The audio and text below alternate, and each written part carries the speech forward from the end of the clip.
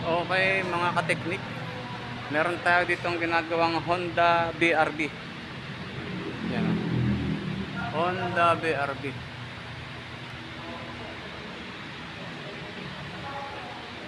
Bali mga kateknik, pinalitan natin ng ano to, ng lower suspension. Yan. Pinalitan na ng lower, tapos papalitan din natin ng shock at saka ng shock mounting, shock absorber at saka shock mounting. Bali natanggalan namin yung ano, tanggal ko na yung shock.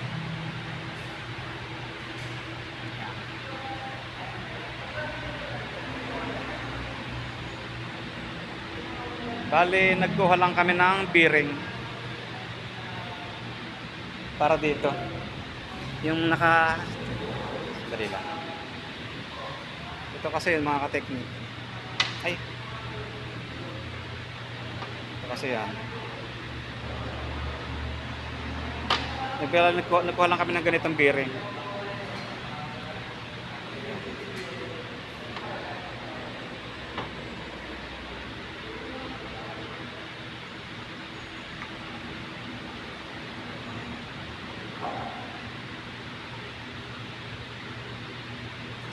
Yan, ito bali luma ito. Inaantay lang namin yung kulang na piyesa pa. Ano sabi?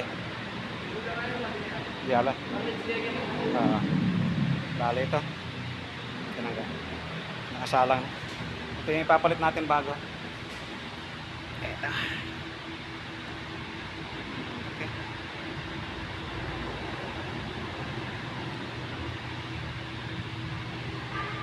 Hintayin lang natin yung piyesa.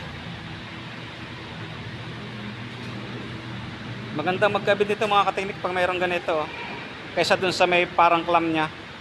Mas maganda pagka ganito ang gagamitin. Yung ganito. Talagang safety.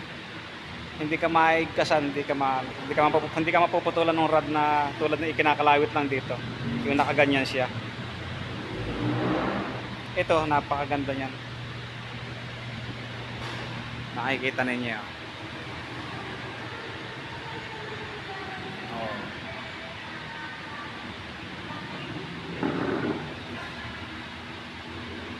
Pagdating ng piyesa, yung bearing, yung maliit na bearing dyan, yung pinapatungan ng shock mounting, saglit lang itong kabit mga kateknik.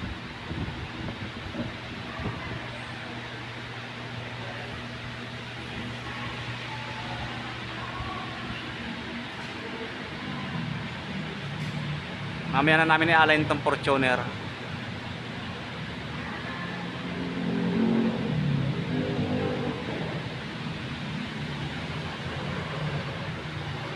Yung isang ginawa kong isa pa na Mitsubishi, yung van, tapos na yun. Nakauwi na. Okay.